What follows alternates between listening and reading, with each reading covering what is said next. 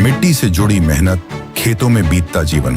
किसान हर दिन सोचता है घर चलता रहे, आज भी और कल भी। मौसम बदलते हैं, फसलें बदलती हैं, खेती के साथ साथ घर की जिम्मेदारियां भी चलती रहती हैं। भविष्य की इन्हीं जिम्मेदारियों को पूरा करती है एनपीएस, जो किसानों के कल को नया भरोसा और पेंशन की पक्की गारंटी देती है। एनपीएस भारत सरकार के अंतर्गत पीएफआरडीए के द्वारा एक विनियमित योजना है जो किसानों के लिए बुढ़ापे में पेंशन सुनिश्चित करती है।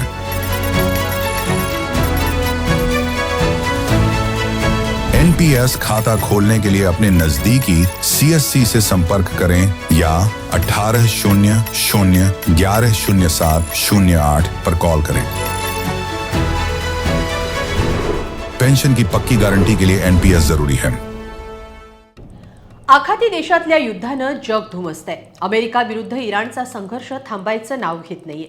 पण एका मोठ्या युद्धाला सामोरं जात असताना इराण एका वेगळ्या मुद्द्यावरून चर्चेच्या केंद्रस्थानी आलाय, जो मुद्दा संतापजनक आहे। खास करून क्रीडा क्षेत्राला हादरा देणारा एक निर्णय इराणनं घेतला। इराणनं सरकारविरोधी आवाज दाबण्यासाठी एका खेळाडूसह तिघांना फाशी दिली आहे। देवाविरुद्ध शत्रुत्व आणि देशाच्या सुरक्षेला धोका असे आरोप या तिघांवर ठेवण्यात आलेत। कोण आहेत हे तिघे? फाशी देण्या इतपत मोठा काय गुन्हा केल्याचं इराण सरकारला वाटतंय? आणि आता यावरून जागतिक स्तरावर इराणबाबत काय संताप व्यक्त होतोय? सगळं सविस्तर पाहूया या व्हिडिओतून। नमस्कार, मी स्वाती पाटील, तुम्ही ही बातमी पाहताय लोकमत.com वर। 19 वर्षांचा कुस्तीपटू जो राष्ट्रीय स्तरावरचा चॅम्पियन होता, दुसरा सईद दाऊदी आणि तिसरा मेहदी कासेमी, हे दोघेही तरुणच। सरकार विरोधी निदर्शनात सहभागी झाल्याचा या दोघांवर ठपका ठेवण्यात आला। या तिघांचा सरकार विरोधी आवाज दाबण्यासाठी थेट फाशीच्या अस्त्राचा वापर केल्यानं आता संताप व्यक्त होतोय। इराणच्या न्यायव्यवस्थेने घेतलेला हा निर्णय धक्कादायक तर आहेच, पण त्यामुळे जगात संतापाची लाट उसळतीये। इराण सरकारनं अवघ्या 19 वर्षाचा राष्ट्रीय कुस्तीपटू चॅम्पियन सालेह मोहम्मदी याच्यासह सईद दाऊदी आणि मेहदी कासेमी या 3 तरुणांना फाशी दिली आहे।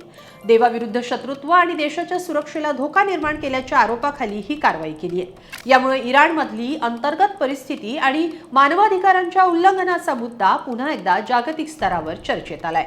कुस्तीपटू सालेह मोहम्मदी हा आंतरराष्ट्रीय स्तरावर कांस्य पदक विजेता होता।